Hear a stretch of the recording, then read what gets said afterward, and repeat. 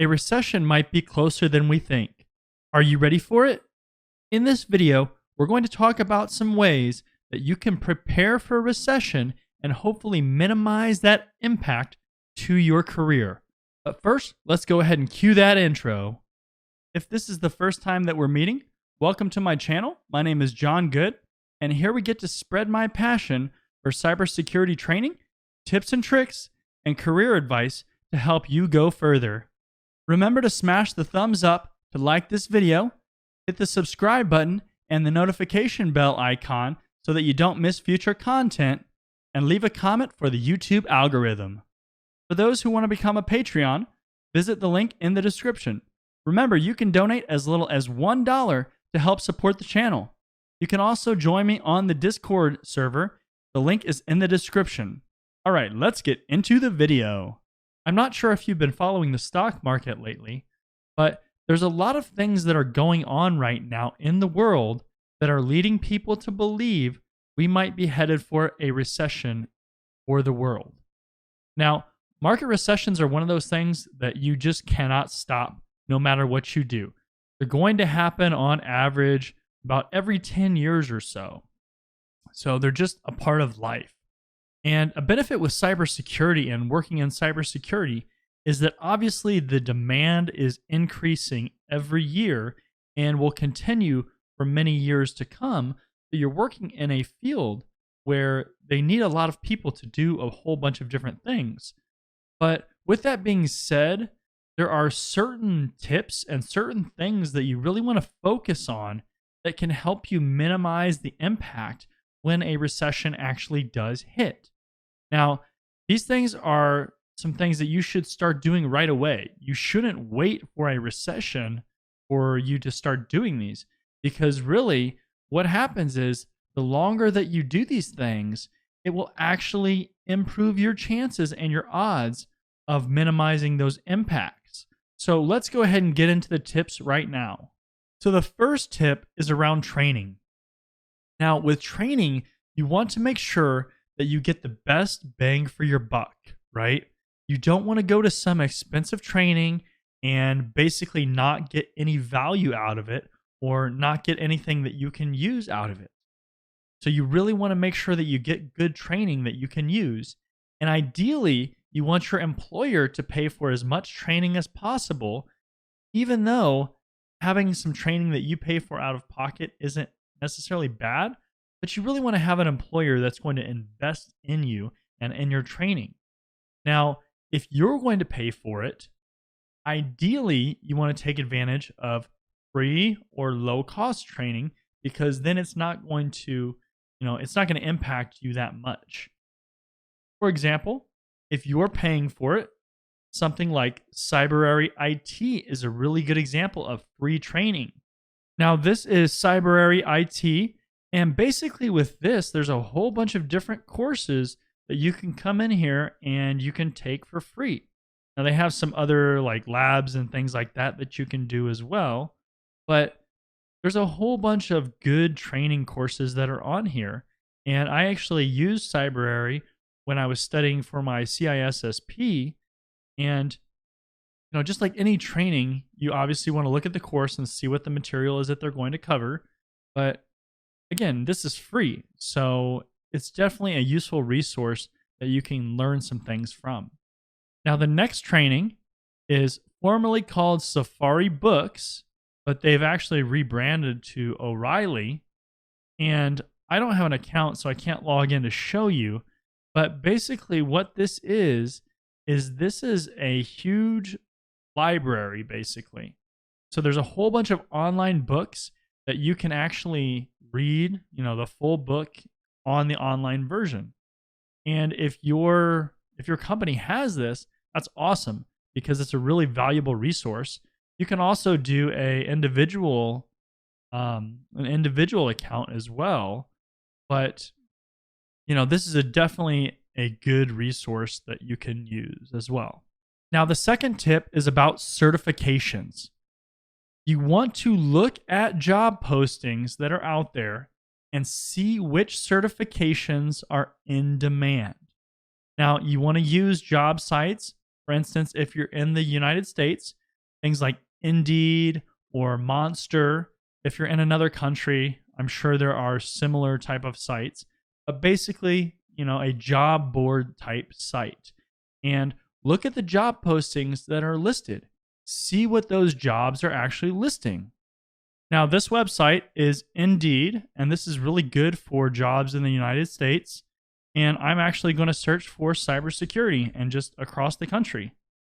And basically, what you can do is you can go in here and you can just click on any random job. Obviously, try to get a job that you actually are interested in. And you can scroll through and look and see if they list specific certifications. Now, if they list specific certifications, do you have those certifications? Maybe they're on your list of things to get. And just go through them and see that. Ideally, you want to get certifications that are listed by a lot of companies. So if you're searching for them, usually you can see how many jobs will list a certain certification if you search by that certification. If you search by a job title, you're going to have to go a little bit deeper into it. So maybe if you find a job that you like, a job title, you can actually then look and see what kind of certifications are listed. And then instead of searching, for instance, cybersecurity here, maybe you search for CISSP. And then you can see how many jobs list that certification. So ideally, you want to get those certifications that are big hitters with companies. Now, I'm going to go ahead and link up in the cards my video that I made on the top 5 cybersecurity certifications for 2020, because those are going to actually be really good suggestions on things that you can get. I didn't just pull them out of a hat. A lot of research went into that and finding the best certifications for people to get. So I'll go ahead and link that up in the cards. Now, the next tip is going to be around professional associations. Now, within cybersecurity, there are professional associations. So they're basically groups or clubs that you can join. Most of them have some kind of fee associated with it. Usually it's an annual fee. And you can get a lot of value from these associations, from networking, finding new jobs, even learning from people that just have a whole bunch of experience. So let me go ahead and pull some of these up for us. So the first one is going to be ISC Squared. Now, ISC Squared is who publishes the CISSP and several other certifications. But what the ISC Squared is really good for is those related certifications. So their community, it has some good stuff in it that you can take advantage of. But basically, with the ISC Squared, you can't just join it.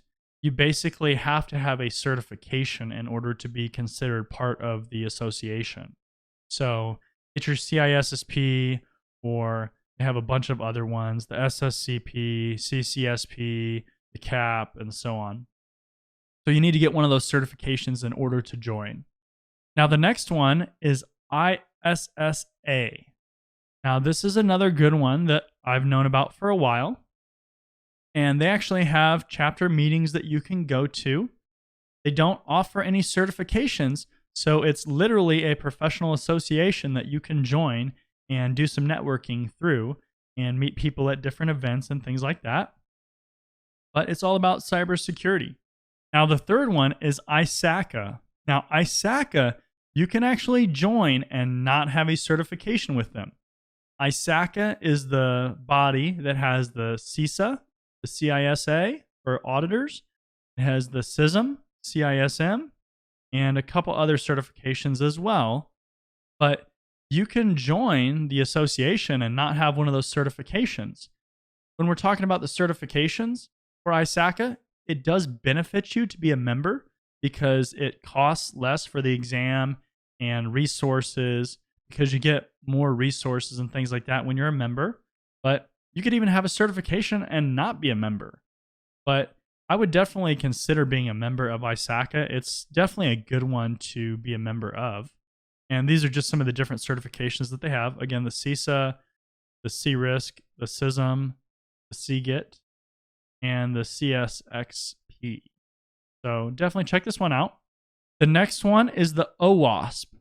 Now, this is around application security, and this does not have a certification that you can get. They don't offer any certifications.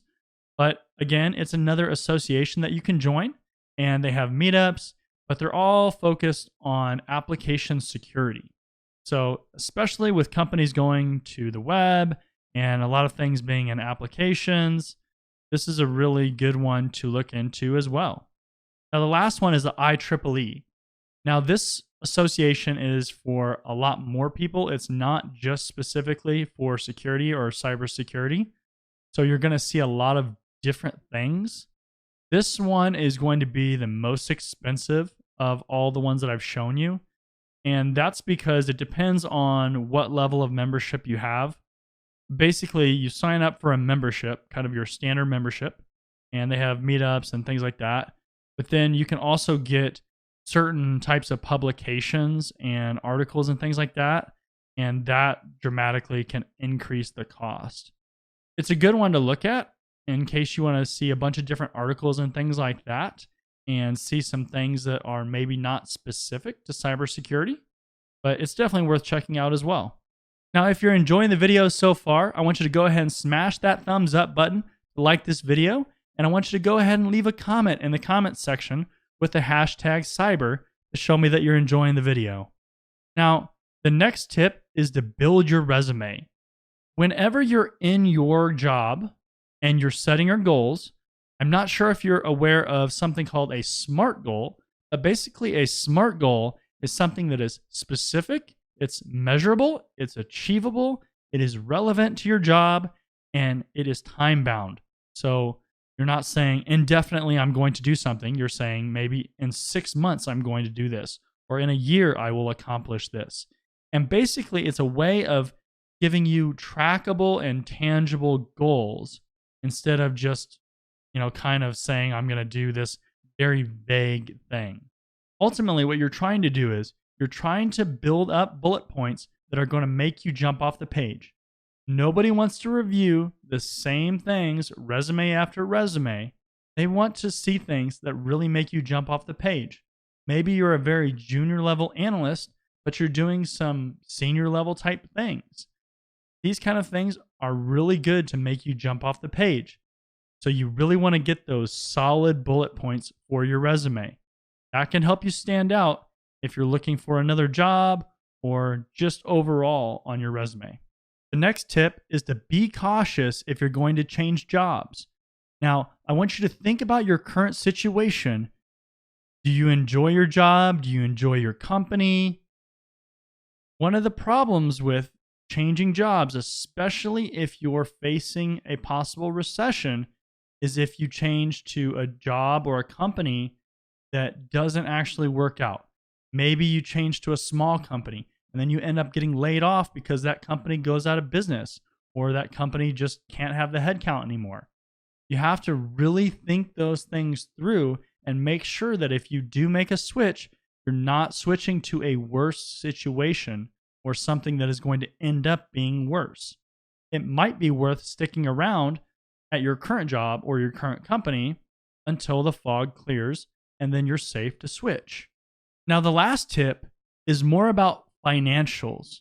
So it's not specific to cybersecurity, but it's one of those things that we don't always think about. If you become unemployed, are you going to be willing to take less pay, less money? It might actually be worth it to take less money and kind of step back a little bit in a recession than to be unemployed for, let's say, 6 months. That can be way worse of a situation than if you just took a little bit less money. And then also, you want to have an emergency fund. So this is one of those things, again, where it's not related to cybersecurity. It's just related to protecting yourself. And a lot of the financial people are going to recommend that you have 3 to 6 months of cash to cover your expenses. So you really want to make sure that you're protecting yourself in case something bad happens. Maybe you're in your current job and you get laid off. Well, if you have that emergency fund, you can weather a lot of that storm with that emergency fund. So again, the reason for this video is just there's a lot of things going on in the market, people talking a lot about recession, and these are some of the things that you don't always think about, and you want to be prepared in case something happens. It might not happen this year. We might not go into a recession, but it's going to eventually happen. So you really want to start preparing yourself for that bad day and make sure that you're ready. Question of the day: are you prepared in case a recession happens? Let me know down in the comments. Remember to leave a like, comment, and subscribe. And until next time, I will see you later.